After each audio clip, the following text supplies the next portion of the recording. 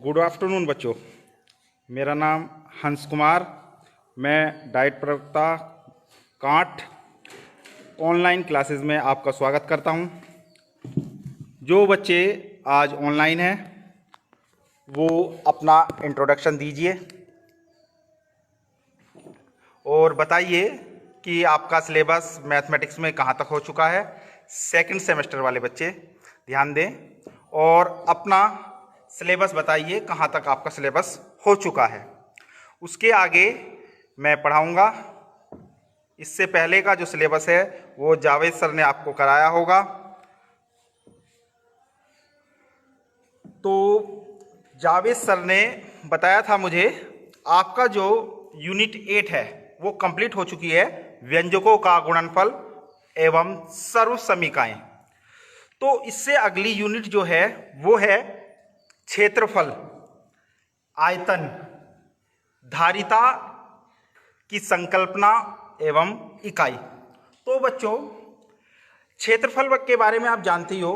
कोई समतल है, समतल जैसे हमारा ये बोर्ड है,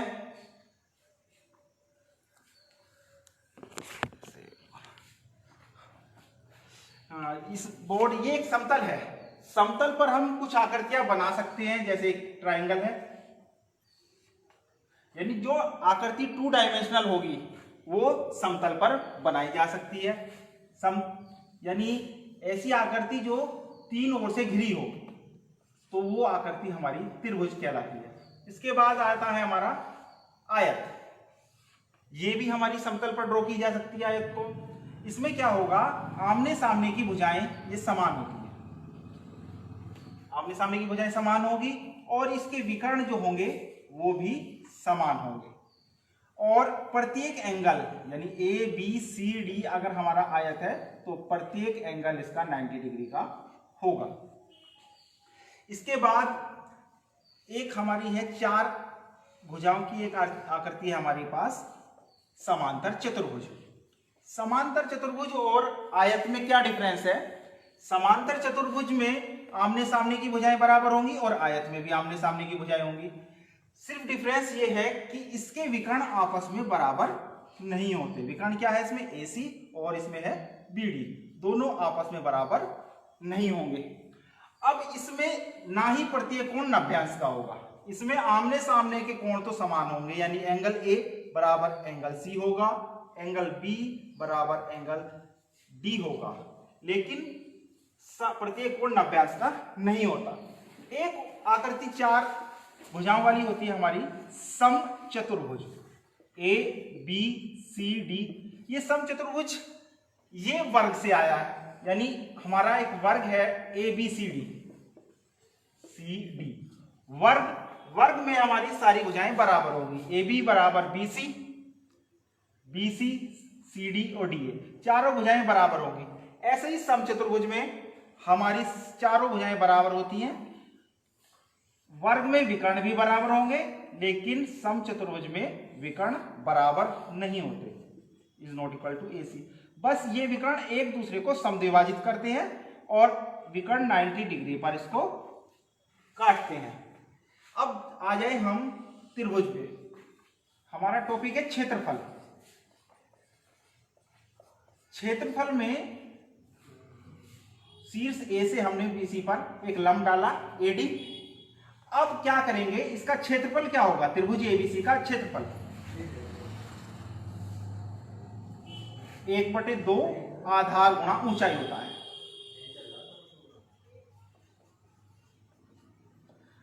आधार इसका क्या है? BC और ऊंचाई हो गई AD। तो ये हो गया हमारा त्रिभुज का क्षेत्रफल।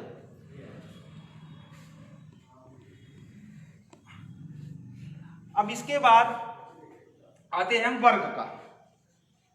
वर्ग का क्षेत्रफल बराबर होता है भुजा का वर्ग,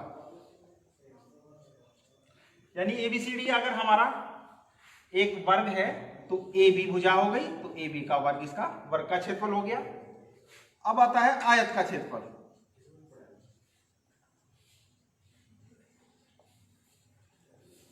आयत के क्षेत्रफल में दोनों भुजाएं, क्योंकि आयत में जो संलग्न भुजाएं हैं, बराबर नहीं होती। तो जो संलग्न भुजाएं हैं इनकी प्रोडक्ट ही हमारे क्या होगी, इसका क्षेत्रफल, यानी AB और इसकी संलग्न क्या है AD, तो AB गुणा AD, तो इसका आयत का क्षेत्रफल हो गया। इसके बाद आता है हमारे पास समांतर चतुर्भुज का, समांतर चतुर्भुज का क्षेत्रफल।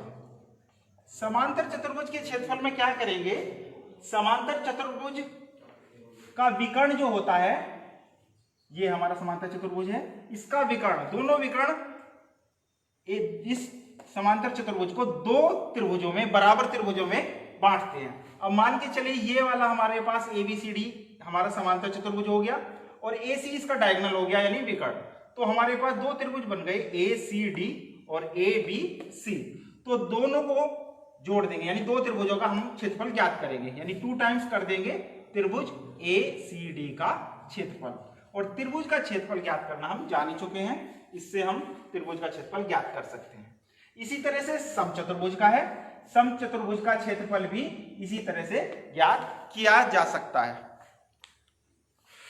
तो आज हम क्षेत्रफल के बारे में जो हमने पढ़ाया, इसके बेस्ड अपनी बुक में से सवाल करेंगे।